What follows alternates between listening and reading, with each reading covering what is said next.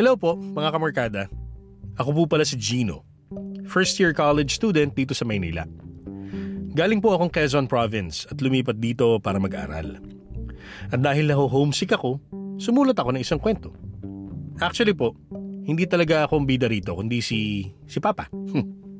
Pero alam ko kasing tamad siyang magsulat kaya ako na lang ang gagawa. Lumaki po si Papa sa bundok. Literal po yan. No joke. At dahil dun punong-puno ang pagkabata ko ng mga kwento niya tungkol sa mga nakakatakot na nangyari sa kanya nung bata pa siya. Actually parang yun na po yung bonding namin dati. Kapag naboboard ako sa bahay, kukwentuhan niya ako ng kung ano-anong nakakatakot na storya.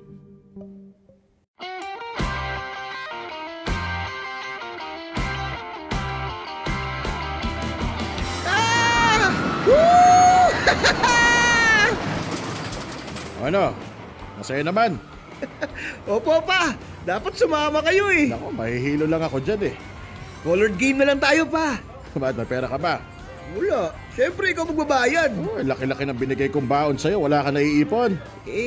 Mahal na mga pagkain sa kantin ngayon eh. Palusot mo. Baka mamaya nagbubulakbul ka lang. Lo, hindi ah. Mana ko kay mama eh. Baka nga nasa top 10 ulit ako eh. Ano namang namana mo sa akin? Syempre, kagwapuhan. Tama, 100. Tumaya ka ng tumaya. Yan naman ang gusto ko sa'yo pa eh. Mambabuula ka rin eh, no? Ay, alam ko na. Mag-horror train tayo. Sus, pagtatawanan ko ng mga nananakot dyan eh. Yabang. Madilim lang dyan kaya parang nakakatakot. Pero wala yan sa lahat ng naranasan ko nung bata pa ako. Ay, yun na naman siya. Totoo nga, maniwala ka sa hindi. Palibhasa konti pa mga bagay dati. Tsaka yung mga poste ng kuryente, ay nako. Kahit saan ka pumunta, may kababalaghan. Ay naman pala di kayang-kaya mo na yung horror train. Pangit yan. Sige na pa. Paalis na akong papuntang Maynila bukas eh. Hindi mo pa ako pagbibigyan. Namanusensya pa. Dali na. Sige na, bumili ka ng ticket. Yun!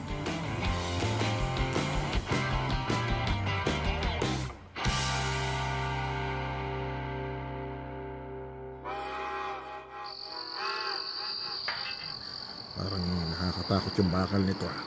Dito ko pa natakot pa kaysa dun sa mga multo sa loob. Anong mga multo sa loob? Baka mga tao lang din yan nagme-makeup lang. Bag ikaw natakot. Nako, wala yang mga yan sa lahat ng naranasan ko nung nasa bundok pa ako nakatira. Yabang. Hey, na! Baka mamaya mas malakas ka pang tumili kaysa sa mga babae sa harap natin ha. Ano ba yan pa? Nakapre, takin ako sa puso ha! Pucha! Ano yan? Pwede malapit sa akin! Wala pa ibang multo ah! Ayos ka!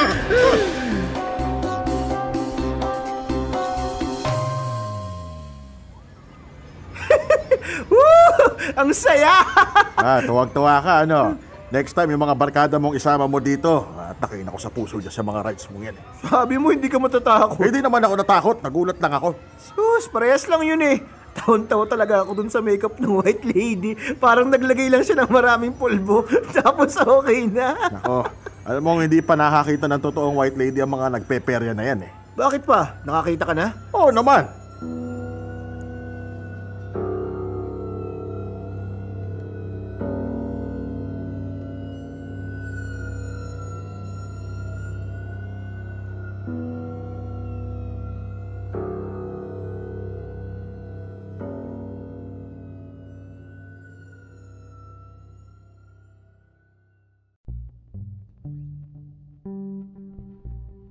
Mga kamorkada, ang isa sa pinaka nakakatakot na kwento sa akin ni Papa ay yung daw nakakita sila ng white lady. Pauwi sila galing school noon at dahil probinsya, bundok, hindi pa uso na ng mga tricycle at poste ng kuryente. Kaya kapag ginagabi sila ng uwi, kailangan na nilang maglakad pabalik sa mga bahay nila at wala silang ibang ilaw kundi flashlight. Ang mas malala pa, wala pa masyadong mga bahay noon, kaya mas madilim ang mga kalsada.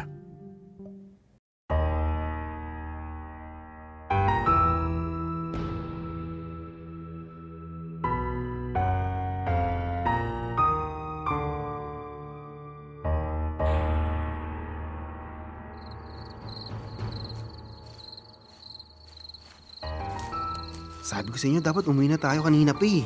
Bilyar-bilyar pa kasi. Ang sabihin mo, Pio, natatakot ka lang. Aba, malamang gabi na oh. Anong oras na kaya? Wala tuloy tayo maabutang tricycle. Sus! Shh, huwag nga kayo maingay. Baka mamaya makabulabog tayo. Eh sino naman mabubulabog natin? Eh ni wala kang bahay dito, kahit posin ng kuryente, wala. Ayusin mo nga yung tutok ng flashlight mo, Bugoy. Bakit ba ang taas ng boses mo? Eh kasi papagalitan na naman ako ng tatay ko eh. Sasabihin yung nagbubulakbo na naman ako. Ano bang ginawa natin? Eh syempre, hindi ko naman sasabihin sa kanya nagbilyar tayo eh. Tumigil na nga kayo dyan. Maglakad na lang tayo. Basta ako muna ihatid nyo ha. Anong ihahatid? Layo-layo ng bahay niyo eh. Eh loko pala kayo eh. Aayain nyo ako magbilyar ng gabi tapos hindi nyo ako ihahatid. Sabi na huwag kayong maingay eh. Sige na, Pio. Ihahatid ka na namin. Ito naman, bumigay agad. Pagbigyan mo na, Bugoy. Kakapit bahay naman tayo eh. Itong si Pio, baka dukutin niya ng kapre kapag naglakad din mag-isa. Mga siraulo. Teka. Naririnig nyo ba yun? Alin? Tungo na kayo sa paglalakad.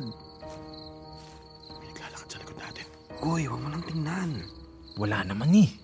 Goy, tinatakot mo kami. Ang dilim-dilim na nga, magbibiro ka pa eh. Ano nagbibiro? Ako lang ba yung nakarinig ng mga yabag na yun? Ano yun? Hindi ko alam. Ligaw na pusa lang yun. Tara na. Di ba may simbahan dyan sa may kanto? Dumaan muna kaya tayo dun. Ayoko. Marami raw nagpapakita dun kapag gabi. Eh, saan tayo dadaan? Wala, dire-diretso lang. Anak ng... Sino yun? Hindi ako.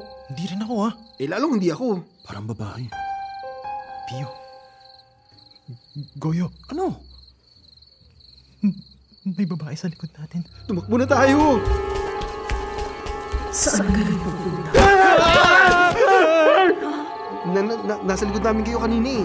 Saan kayo pupunta? Uuwi na po. Pwedeng sumama? Po? Ano po yung... Bakit po may pula sa damit niyo? Sama kayo sa akin? Po? Hindi na po. Sorry po. Sa ngalan ng Ama, ng... Anong ginagawa mo? Wala po. Naririnig kita. Wala po. Narinig kita! Hindi po, wala po. Nagdarasal ka? Hindi po. Pio! Chonglando! Anong oras na ha? Gabing-gabi na di ba kayo nagsisiwi? Chong! Ano yan? Bakit putlang-putla kayo, pucha, Pio? Bakit masayang pantalon mo? Naihi ka ba? Ay, may babaeng umarang sa amin kanina. Babae? Wala naman ako nakita. Meron po kanina, Chong. Nakaputi tapos may dugo yung damit. Ayan ang napapala nyo sa paggala ng gabi. Tayo na, tara na nga.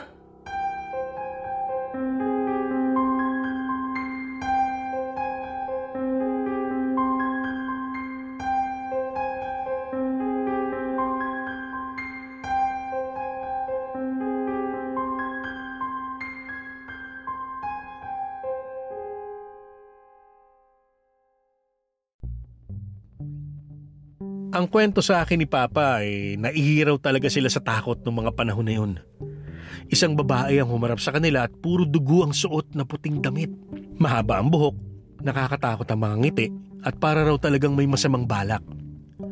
Ang mas nakakatakot pa nung dumating si Lolo Lando, bigla na lang daw nawala yung babae at ipinipilit ni Lolo Lando na wala siyang nakitang ibang kasama nila Papa. Simula noon hinding-hindi na raw sila umuwi ng gabi. At kung mapapadaan man sila doon, lagi na silang may dalang rosaryo. Pero swerte pa si Papa noong mga panahon na yun kasi at least may kasama siya nung nakaharap niya yung White Lady.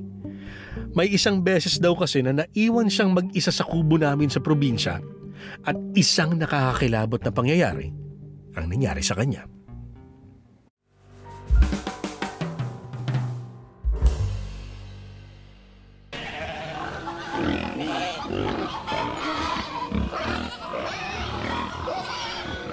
Goyo! Po! Halika muna rito. Ano po yun? Pakainin mo muna itong mga baboy at saka yung mga manok mamaya. Bakit po parang kulang, Nay? Isa, dalawa, tatlo, apat. Asan yung isang biik? Wala. Pagkagising namin ng tatay mo kanina, hinahanap namin pero wala eh. May nagnakaw po? Ewan din namin. Mamaya mo na alalahanin. Pakainin mo muna yung mga baboy at pupuntahan ko lang ang tatay mo. Nasaan po ba si tatay? Nasa bahay ng Tio Lando mo. Bumisita kasi hanggang ngayon hindi pa rin daw makalakad ng maayos. Dahil dun sa aksidente niya? Oo. O, ikaw muna bahala dito ha. Anong oras po uwi niyo? Baka gabihin kami. Makikipaglamay kami ng tatay mo dun sa anak ng Tia Rita. Sige po. O, ilak mo lahat ng pinto at bintana, ha? Apo. Yung mga baboy, bantayan mo. Apo.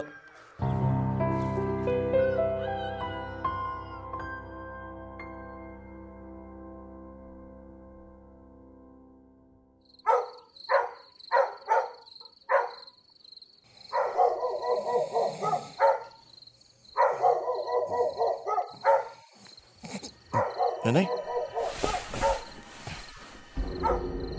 Tatay? Nay? Pulgas? Putik! Asa ba yung itak? Hoy! Bata ako yung bake namin! Hoy! Hoy! Hoy! Kakailang nakaw ka na dito, ha? Talaga naglalakad pa to, ha? Hoy! Ibaba mo sabi ang baboy, eh! Hoy! Sama ka sa akin. Sama ka sa akin!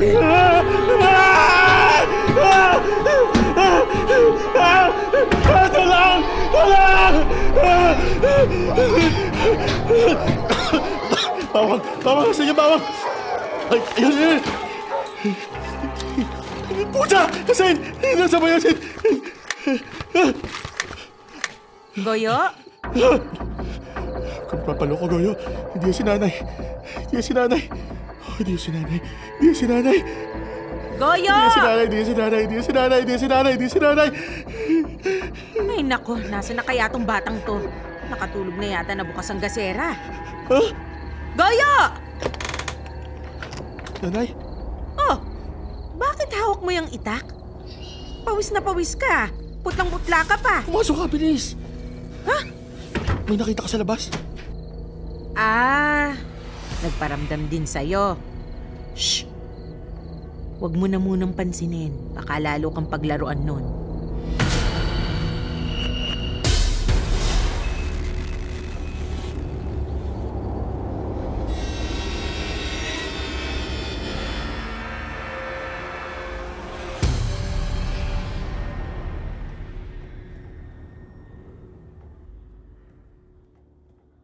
Dear M.O.R. Ang mga kwento ng puso mo. Dear M.O.R. Perya. Mga kamorkada, sabi sa akin ni Papa pagkatapos daw ng gabing yun, hindi na siya pumayag na may iwan siyang mag-isa sa kubo. Takot na takot daw talaga siya sa nakita niya. Sabi niya, aswang daw yun na ginaya yung itsura ni Lola. Ang kwento pa niya makailang beses daw naulit yun, pero syempre, hindi na siya lumabas ng bahay at lagi na silang may nakahandang bawang. Pero bukod sa kwentong yun, meron pang isang pangyayari na talagang sinubok ang tapang ni Papa. Mayuhan daw noon, sa Quezon po kasi, may parang party tuwing katapusan ng Mayo. Tapos sumasayaw ang mga dalaga at binata ng barangay. Usong-uso yun ang panahon nila Papa. At dahil guwaping sang airpot ko, syempre, invited siya sa sayawan.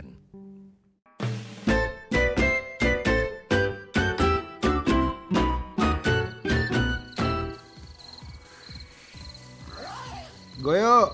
Goyo! Anak Baka naman dyan ka pa umihi. Baka mamaya manuno ka pa dyan eh. Iya, nagtabi-tabi po ako. Tara na, bilisan mo na dyan. Teka lang, bakit ka ba nagmamadali? Nandiyan na ba yung service natin? Ayun na nga, hindi raw tayo kasya sa tricycle. Maglakad na lang daw tayo. Ha? Anong maglakad? Nagsabi na tayo na sasabay tayo Kesa naman daw yung babae ang maglakad pa uwi. Goyo, Pio, maglakad na lang daw tayo sabi ni Chong Felix. Ano ba yan? Di sana kumuha na lang tayo ng ibang service. Ayun lumarga na yung loko. Nahin-nahin ang lalakarin natin May alam akong shortcut. Baka mas malayo pa yan Hindi, sundan nyo lang ako, tara.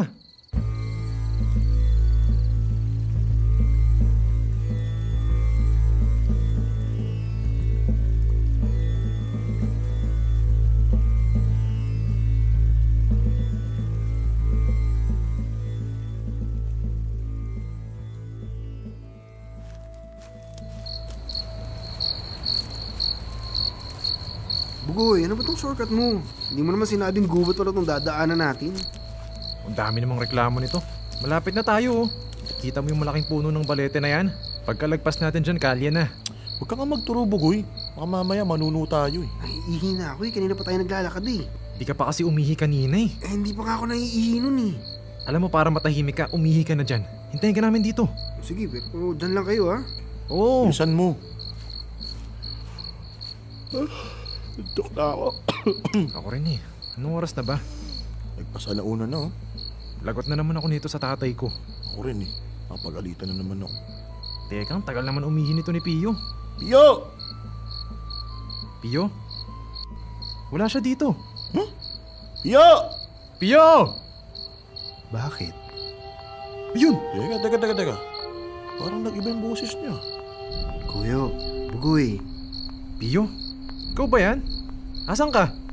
Andito. Saan? Dito. Ayun! Pio! Teka. Kuyo, Bugoy. Takbo! Takbo!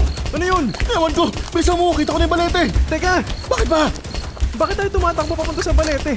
Kalapit na lang natin yan kanina. Ito rin yung puno kanina eh. Kung saan umihi si Pio. Magbaliktad ka nga ng damit, bilis! Ito na. Bilisan mo!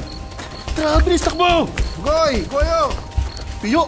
Mga hinahiho pa kayo? Saan kayo pumunta? Kanina pa ako hanap sa inyo ah.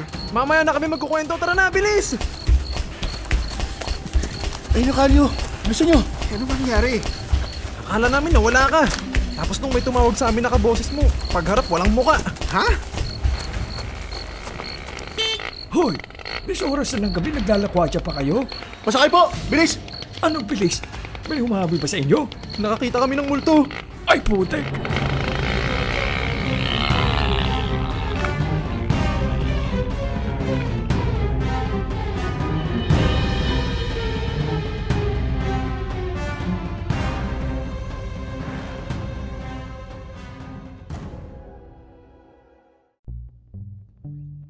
Mga kamarkada, ang kwento sa akin ni Papa halata raw talaga nila na ibang tao yung nagsasalita. Kaboses ni Tio Pio, pero may kakaibang tono na hindi nila maipaliwanag. Pagkatapos nun, hindi na rin sila dumaan dun sa shortcut na yun. Siguro yun din yung dahilan kung bakit nung bata ako ayaw akong paglaruin ni Papa sa mga gubat. Bukod sa baka makagat ako ng mga insekto, baka kung anong mga elemento rin ang magambala ko.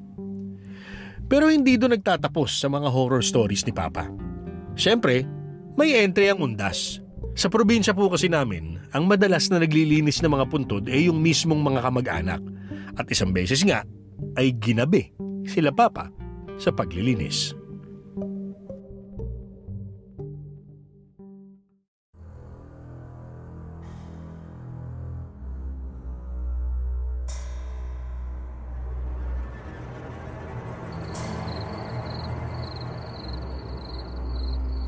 Si Pio kasi. Ano na naman? Ang bagal mo kasi magpintura eh. Nagsalita, mabilis magpintura. Tatalo pa kayong dalawa, parehas na kayo mabagal. Buhay prinsipe naman tong si Goyo. Palibasa, kasama niya yung tatay niya sa pagpipintura sa puntod ng lolo nyo. Hindi, kaya yan sinamahan ni Chong kasi alam niya kung si Goyo lang ang magpipintura, baka bukas pa siya matapos. Sige, lokohin niyo pa ako. Mamaya kukunin ko na yung flashlight at kasera ko. Ito naman, di mabiro. Oh, okay na ako. Ikaw ba, Pio? Okay na rin ako. Tara na, madilim na oh. Grabe, sino naman nag-iwan ng anak nila sa sementeryo? Ayun oh, may bata nakaupo dun. Kawawa naman, ang dilim na oh. Ilawan mo nga, Goyo. Sabihin mo, umuwi na siya. Hoy! Totoy! Ay, hindi sumasagot. Toy, umuwi ka na. Gabi na oh. Teka, itutok mo nung maayos yung flashlight. Bakit ba? Ako lang ba? O wala siyang anino? Oo nga, Goyo, tara na. Narinig niyo ba yun? Oo, tara na. Ayusin mo nga yung flashlight mo. Ano nangyari dyan? Bakit nagpapatay si Cindy? Hindi ko alam, wala na yatang battery. Ayun na naman. Tara na, Goyo. Mamaya mo na ayusin yung flashlight mo. Tara. Uy, putik. Bakit? Shh! Ano? Maglakad lang kayong dahan-dahan. At huwag kayong lilingon sa kanan, ha? Sinabi nang huwag lilingon sa kanan, eh. Bakit? Ano ba yun? Pare sa gilid natin, nakatitig lang sa atin. Pare! Hindi, madre. Kakasabi lang, di ba? May kumakanta na naman. Aray ko, Pio. Huwag ka kumapit sa akin. May kumakanta kasi uli. Biritan mo kaya. Baka sakaling lubayan tayo. Paano ka nakakapagbiro sa gantong oras? Uy! Ano? May nakakapit sa akin. Pio, tigilan mo nga. Hindi ako. Hindi rin ako. Saan kayo punta? Uuwi na. Pwede sumama? Madilim dun eh. Dito rin naman eh. Tumakbo na tayo. Mamaya. Nakahawak pa siya sa akin. Bakit kayo nandito? Nilinis namin yung puntod ng mga lolo namin. Linisin niyo rin yung sa akin. May puntod ka? Tara, bilisan niyo na. Ito na.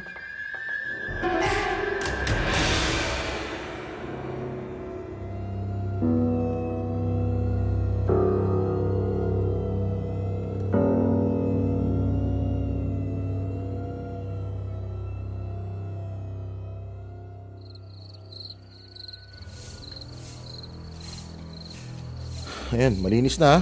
Salamat. Pwede mo na bang bitawan yung damit ko? Ingat kayo pag-uwi. Salamat. Dito kayo dumaan para walang ibang magpakita sa inyo.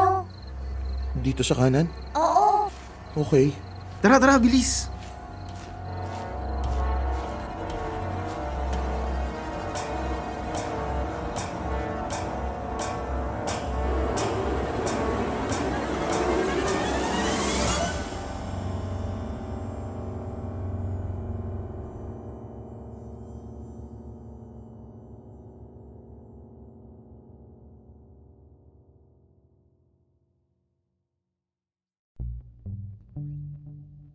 Sa totoo lang, nung bata ako, takot na takot din talaga ako sa mga kwento ni Papa.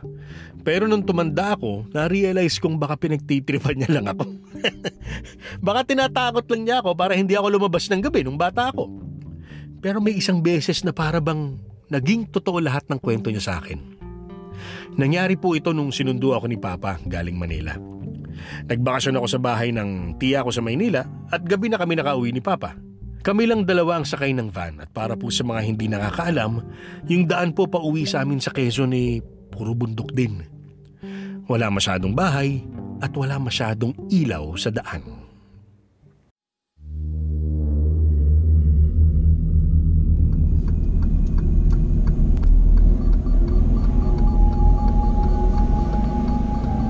Gino, huwag kang matutulog ha. Opo, pero rinig ko yung antok sa boses mo. Kaya mo na yan, pa. Dapat masanay ka na. Kapag ikaw nang katabi ng driver, kailangan lagi kang gising kasi ikaw ang pahinante. Sige na nga. Pilitan pa. Teka, ano yung maliwanag na yan, pa? Ewan ko. Bagong kainan yata. Gusto mo bang tumigil? Huwag na, parang wala rin namang katawa-tao eh. Ay, no, may isa oh. Bakit nakatayo lang siya sa gitna doon? Walang pansinin. Uy! Aso ba yun, pa? Sagasaan natin. Teka, titingnan ko.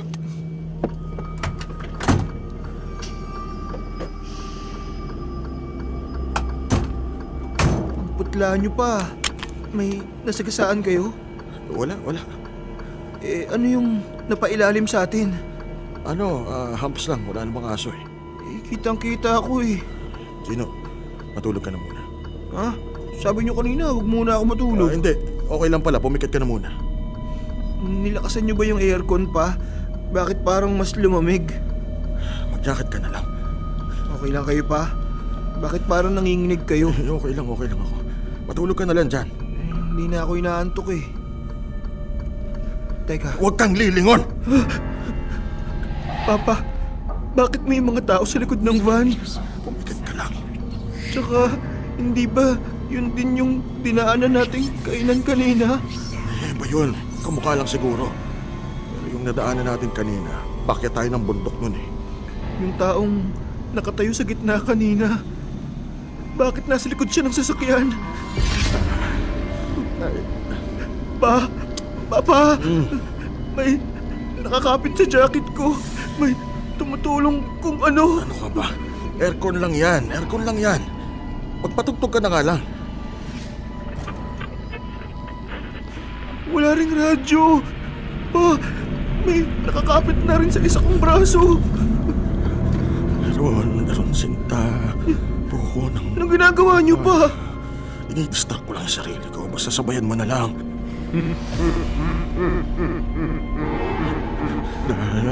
Dalay muslo, sisimla ng bunga. Pa! Ano? Nakakapit silang lahat sa akin! Anak ng... Muntik na! Wala na ba sila? Wala na! Uwi na tayo pa! Kaya mo, pagkatapos nito, tatawanan mo na lang talaga yung mga nananakot sa horror train.